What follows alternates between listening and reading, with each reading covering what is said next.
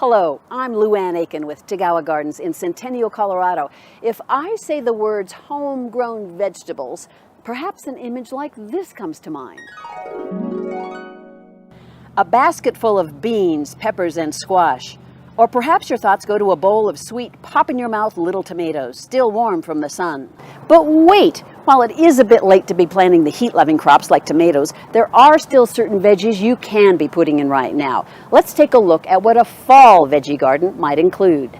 Start with leafy veggies like colorful leaf lettuces, bok choy, Swiss chard, and kale. They do best in cooler temperatures. And since these crops produce foliage and not fruit, it isn't that long from planting to harvest. There are a couple of ways to plant a fall veggie garden. One is to use the garden beds that have already been emptied from this year's harvest. Another is to use a container or big pot that you already have. Make sure it has drainage holes and disinfect it before you use it. For the purposes of this video, we're going to use a very large container, specifically this great big galvanized tub. This is actually sold as a kit for a raised bed. We're seeing a lot of interest in raised bed gardening at Tagawa's right now. Most of the techniques we'll be talking about here would work with either approach, whether it's in-ground beds or containers, and either project is terrific to include the kids in.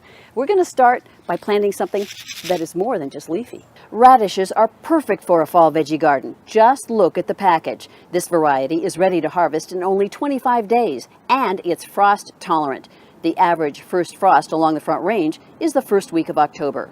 So these pretty little radishes will be done in plenty of time. Seed packets always have a wealth of information, so follow these directions for best results. Before we get started, a word about the soil. If you're planting in a garden bed, add a few inches of good quality compost to recharge the soil just a bit. If you're planting in a container, use the best soil available. Today, I'll be planting in a wonderful soil called Roots. It's what I use in all of my containers at home. Just so you know, a little teaser, when our radishes are all grown up, this is what they're going to look like. This little guy is just 3 weeks old. The directions say this seed should be planted ½ an inch deep. Any seed that's planted too deeply often fails to grow. Follow the package directions on the spacing, and then cover the seeds. Press them in gently but firmly. Once we're all done with this entire bed, we'll water everything in very well. Be sure to label what you planted. It is so easy to forget. Your fall veggie garden doesn't have to start with seeds. Tagawa's has a lot of young veggie plants that are already up and growing. In this tray, we have peas, radishes, lettuce, bok choy, and mesclun. Good stuff.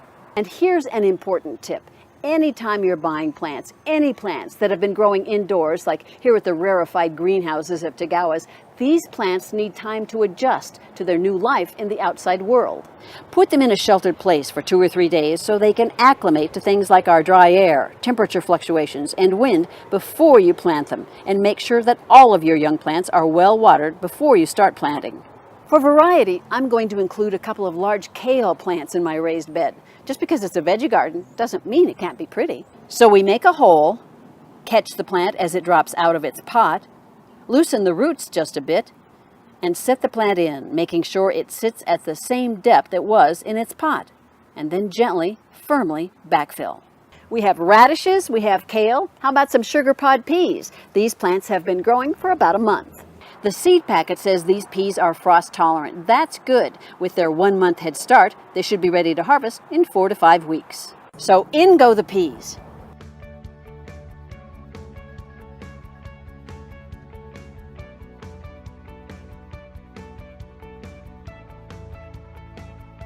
There you go. Sugar pod peas complete with their own little trellis. Since we have so much room left, let's just keep going, starting with one of my favorites, beautiful Swiss chard.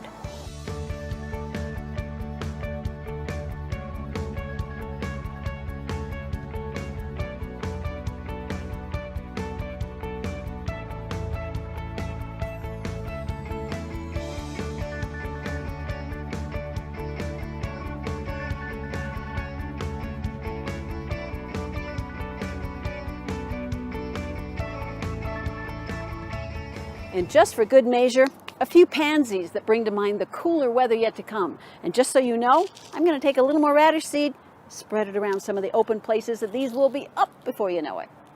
One other thought, even though they're not really vegetables, late summer and early fall is a great time to plant a big pot of herbs. For example, this little collection of different kinds of basils won't tolerate any frost, but because it's portable, because it's in a container, you can move it and protect it when the nights get too cool until the cold weather finally sets in for good. Assuming you're working with good soil, whether in beds or containers, your fall veggie garden won't need a lot of fertilizer, but you can use some basic plant food according to directions if you like. With everything in place, I'm going to go grab a hose and give my fall veggie garden a good deep drink. I will be very careful with the radish seed so I don't wash it away. If you've grown a fall veggie garden before, well done. And if you haven't, what are you waiting for?